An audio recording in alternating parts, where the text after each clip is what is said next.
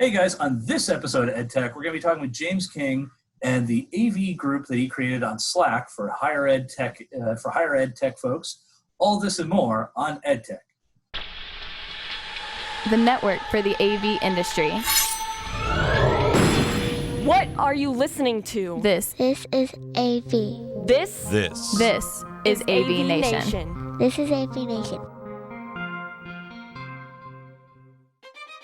This is EdTech, episode 88, AV Slack Group. Support for AVNation is brought to you by Crestron. This is EdTech, the Higher Ed Tech Monthly Podcast. I'm your host, Bill O'Donnell, and this month I am joined by Mr. Ernie Bailey. How are you, sir? I'm doing just fine. Good. We also have James King from Stockton University. How are you, sir? I'm doing good. Thank you. Good to hear you. Also, we've got Mr. Scott Tyner. How are you, sir? Hey, Bill. Nice to be back. I'm doing well. Good. And as always, Mr. Rob Raspberry. How are you, sir? Doing great. Always great to be with you guys. Oh. All right. So first off, we actually brought James on as he runs a AV group on Slack, and it's mostly for, higher ed professionals such as ourselves and everything. I can always, wax on about these things, but James, if you want to explain to folks what the group is for and, how this helps out with the fine folks in higher ed. Sure. Thank you, Bill, for allowing to talk about the Slack group. So basically, I created the group from following people on Twitter, and I was like, there's a lot of smart, educated higher ed people in AV, and to get everyone together and be able to discuss equipment and setups without the fear of being sale pitch. I was saying, don't buy that equipment, buy this equipment, and be more helping each other. Mm-hmm. So that's what this group started out to be, and it's the way we're keeping it. It's really geared just for people in higher ed, AV, IT. We got about 58 members right now on there, and it kind of really blew up since COVID because we're all sitting there going, how are you doing this? How are you doing that? So it's really, I feel the exchange of knowledge is really well done there. Yeah, that's the thing that I think a lot of folks, we all look at it and it's not, with the exception of some of the stuff that Ernie deals with and everything, everyone's out to just go and say, how do I make this easier? How do I make this better? I tried doing this worked. I tried doing that doesn't work. My all-time favorite is still to this day that I knew an associate of mine who had to deal with a tech call. And that was someone decided to hook up the Crestron system to the DMX theater lighting system. Yeah. That's one of those ones where I heard that and I'm going, okay, why the two of those are mixing? But, once again, that's one of those just, hey, that's cool. I have no idea what the application is. But anyway, it's not to say AMX could do this better. Oh, Crestron could do that better. It's what actually works for you, because there have been times where I've found a product just talking with folks or there was a unique application. In fact, my all-time favorite memory is Ernie Bailey. It was teaching me about a couple of things, and one of them was Ernie, we were on the Infocom show floor, and there were two products you ended up telling me about. One was the Williams sound or Williams AV stuff, in which they were moving over into doing audio over IP. So instead of us having to constantly have the hearing aid or hearing reinforcement equipment and everything, you can just turn it into your smartphone. And then the other one was. Ernie, help me out for a second. It was a microphone manufacturer. Who was it? It wasn't Clock Audio. No, Earthworks. Yeah. They had some of the most unique mic applications, and I just kind of went, wow. But, no sales. Yes. It was for the Rockhead. Yeah. Yes. Yeah. Now, granted, I don't think our music department or our theater department's going to go for it, but still, it was just one of those you take it from friends, and that's how you go with that. We didn't put in the OR either, so. Yeah. But like I said, James, so far, what's been some of the, like, do you have like subgroups within it, or do you have like specified channels, or is it just everyone's like, like ye olden bulletin board system? So as Scott mentioned last month, which again, Scott, thanks for bringing it up. It is broken up into sections. So we have a AV IP section channel. We have a coding. Right now, one of the big ones is the COVID-19. So that one's really taken off of how people are handling things. Another one that's taken off is equipment discussion. So someone be like, oh, I'm using a Shure microphone, and this is what we're doing. What do you guys think about it? Type deal. Another one, we have events. So anytime there's events going out, we post in there so people know what kind of events are going on. We, of course, have the general. We have a networking one. Then, of course, the one I got from another group I had is called Oh Shiny. It's basically showing off what you did. Training. And then unified communication. Those are right now the channels I have. But as I told the group is, you come up with one, I'll create it. It's not really me saying this is how the group is run. It's more of here's it is, let's run it as a group. Now, I'm actually kind of curious, but at least when you say unified communications, I mean, granted that's a wide range and everything, but I've got a sneaking suspicion there are definitely still some folks who are going and saying, okay, I have Zoom, and then I have some folks who have WebEx. How do I marry the two together? Or I'm sure there's at least some discussion of things like that in there. Yeah, that one hasn't taken off as much. Actually, I've been posting more in there is because I have I've been running into the problem with a Logitech system, and I actually think I worked out. And actually, one of the members on there, Donovan, he's been very helpful with me on this. Basically, I was having the Logitech group system, and the camera kept locking up. And even after updating firmwares and stuff, we would lock up in a position. So we worked out all that details, but that was kind of how I created that channel. So it really hasn't taken off yet, saying, oh, we're trying to do this or that. But maybe it will once we get back into the swing of things. Yeah, it's one of those things. I think it's, right now we're in the tail end of, depending on where you are, if you're in California, not so much. If you're in Florida, definitely no. But at least here in New Jersey, we're like, my school has already submitted a reopening package and everything, or at least, folks for us to get back into classrooms and everything. I have a feeling it'll probably pick up only because, as well as I do, there are going to be some folks who you're going to have faculty members who are like, I didn't get an exception. I have to actually teach on class, or on campus. Can I do this from my office, or can I do this? And once again, we're going to be, it's going to be, okay, how do we go and marry up a system either in Zoom and with a classroom that doesn't have a PC and, X, Y, and Z. So yeah, it wouldn't surprise me if, you end up, as I say, that side of things ends up growing only because we're going to be putting, I have a feeling we're going to start putting UC into more spaces that were more, as I could put it, non-traditional spaces. Kind of agree with you there. I see that happening a lot more. Yeah. Like in our case, our CIO went full in on WebEx, and our faculty went and said, we want Zoom. And they went straight to the president, and the president said, okay, get an enterprise license for Zoom. Thanks. And we're like, but we have WebEx. He's like, yeah, go and get Zoom. So on the back end, and Rob's already smiling and just laughing because it's like, it's a branding thing. I listen, there are good and bad points to all of them. That's all I'm going to say about that. Yeah. We've it's been talked on this podcast a couple of times, and that there are things that certain manufacturers do that's absolutely bulletproof, and there's some other stuff where you're like, yeah, that needs to go back in the oven.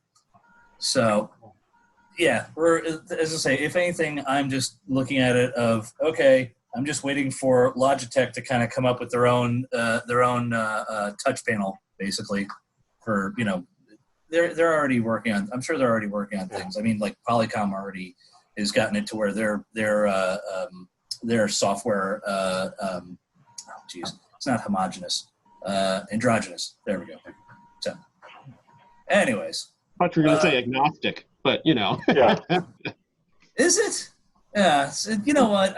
Listen. I'm in my office right now. There's no AC. I'm just gonna blame it on that. Okay. Like my office is just slowly turning into a convection oven, considering the hot air coming out of here. Yeah, that's right. I jumped on the grenade. There you go. Yeah. So, anyways, yeah. So, if anything, James, where can folks find the group at and everything? Do they like email you? Do they just like put it out on? Do they just start pinging you on Twitter? I mean, what are they gonna do? Yeah, either you can email me at james.king@stockton.edu, or you can DM me on Twitter, or I'm also on LinkedIn as well. So those two platforms you can send me a message on there. My Twitter handle is AV_James King, and pretty simple. And, okay.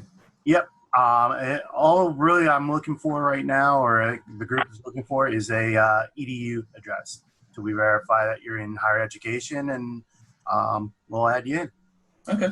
So, all right. Moving on to, as I say, so once again, thank you, James. Moving on, we're gonna be looking at an article from AV Network.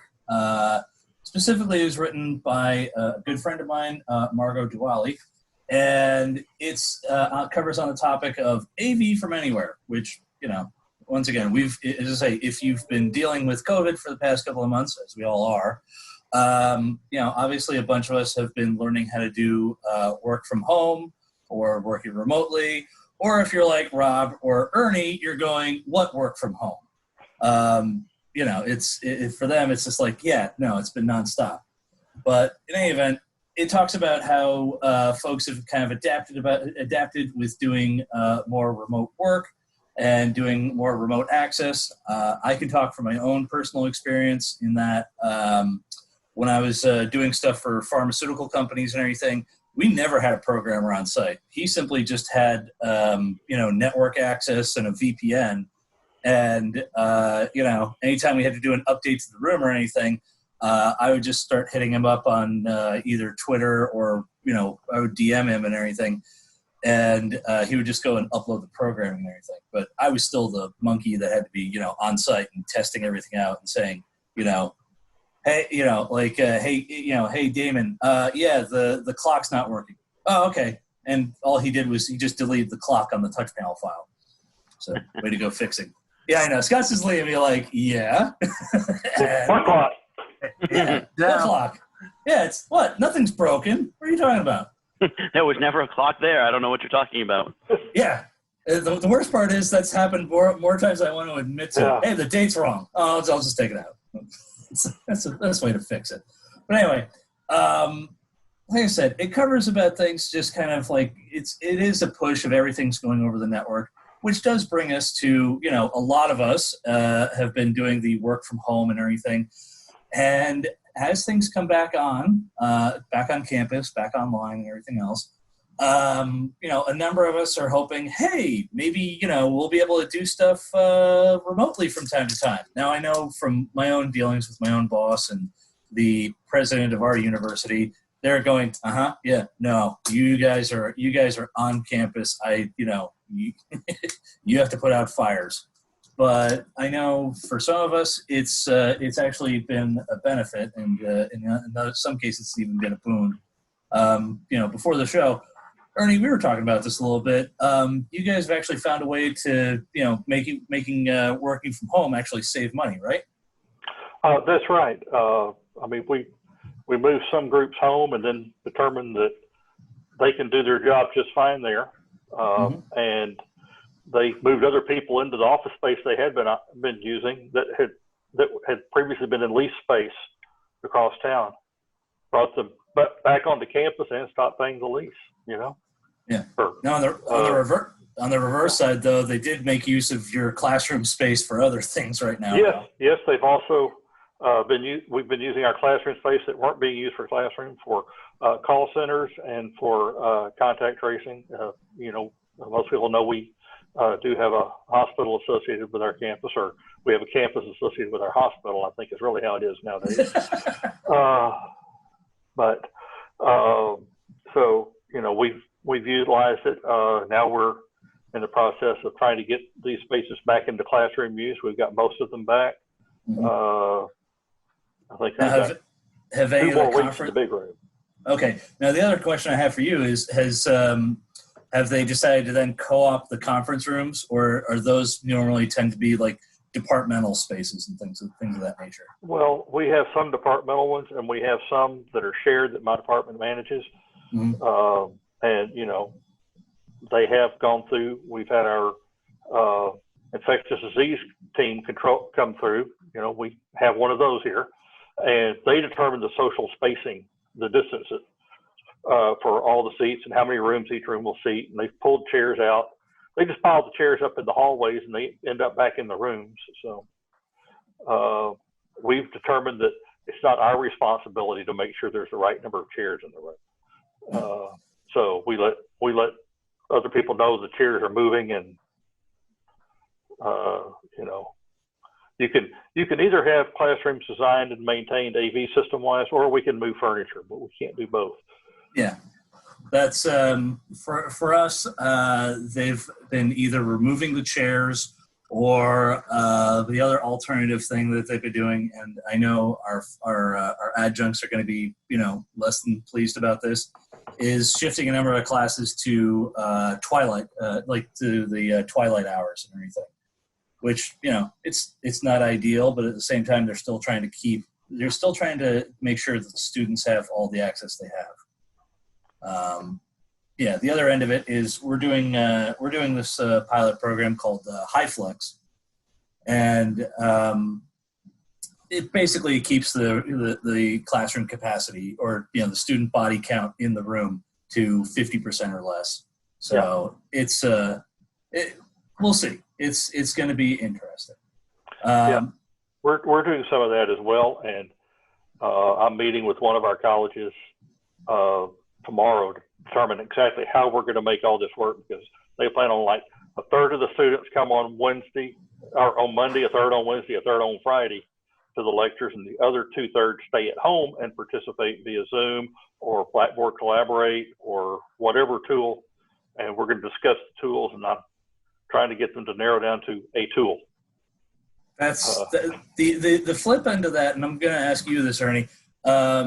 And I know some folks are going to cringe when I say this and everything.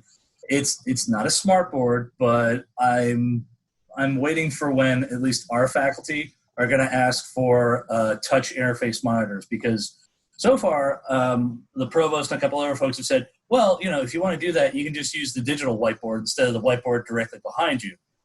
And as well as I, writing something out via your hand versus writing something out via a mouse, it's two very different animals and everything. I guess fortunately we had that conversation 3 years ago. So most of my rooms have them. Yeah.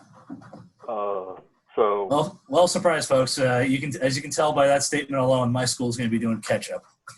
Well, that's the one time I'm surprised we're actually ahead. And it turned out we pay $10 a piece more for the displays, for the monitors. Are they ViewSonics?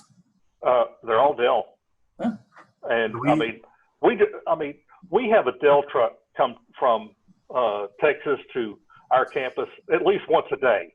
Okay, we've got 10,000 faculty and staff on campus, and we actually another part of our IT group actually charges a tax if you buy something besides a Dell for your office computer. You pay the IT department because we know we're going to have to maintain it, and all of our people are Dell certified. So if you want an HP, or if you want a MacBook, fine, you can have it. It costs you whatever the university pays plus $350, something like that, to have it. So Yeah. James, you're about to say something? Yeah, we're a Dell interface as well. We were, for a long time, we use Hitachi SAR boards, and then we moved to smart boards, and the pens kept breaking and, or going missing. And then we found these Dell touchscreens, and they're cheap and they work well. So we just hook them up, and we do have faculty who annotate on them. Yeah, that's the thing. I always laugh because our College of Ed folks are very much like, oh, we need to have smart boards. And I look at the guys and I go, listen, even smart's getting out of at times it's getting out of that business. So like, how about this? I'll get you an Aquos board and we'll call it even. And they're like, oh, but I'm like, guys, watch. And I can literally take like all 10 fingers and I go, listen, you can have 10 points of contact on here. I'm like, now if you have 10 people trying to write on the screen all at the same time, I'm like, there's bigger issues. Yeah. Just, if 10 people are trying to do that, I'm like, yeah, good luck. It's in the same category as how I always laugh how Mersive says, oh, you can have, up to 256 people connected at the same time and this and that. And I'm like, if you're trying to show more than 4 pieces of content on a collaborative session at the same time, I'm like, what are you actually trying to accomplish? Yeah. It's in that Jeff Goldblum of, oh, no one ever said we couldn't. It's, whether we shouldn't. But anyway, so once again, I've been abusing the time here and everything. So Scott or Rob, I would love to hear what you guys, as we're getting closer to, folks on campus and everything. I know Rob's just like, Bill, I've never left this room. What you don't realize, folks, is in the corner. Rob actually just has he actually has a cot. You just don't see it, right? Or a sleeping bag. That's right. Have to use the sink as the shower. It's horrible. So basically, as far as what we're doing here at Drexel, it's sort of a mix of stuff. So when we went completely online, everyone but me went remote and have worked from home almost exclusively. And it's worked very well with Zoom. Any of the online stuff, it's been fantastic. So coming back to the high flex mode and preparing for that, it's interesting because there's 2 groups. My collaboration group has been working excellent from home, and my we call them instructional media services group. They've been chomping at the bit to get back in because it's much more hands-on. So we have integrators that have come in and taken a look at some of the classrooms. So some of my guys have started to come in, and there is an understanding that on that side of it, they're going to have to be hands-on.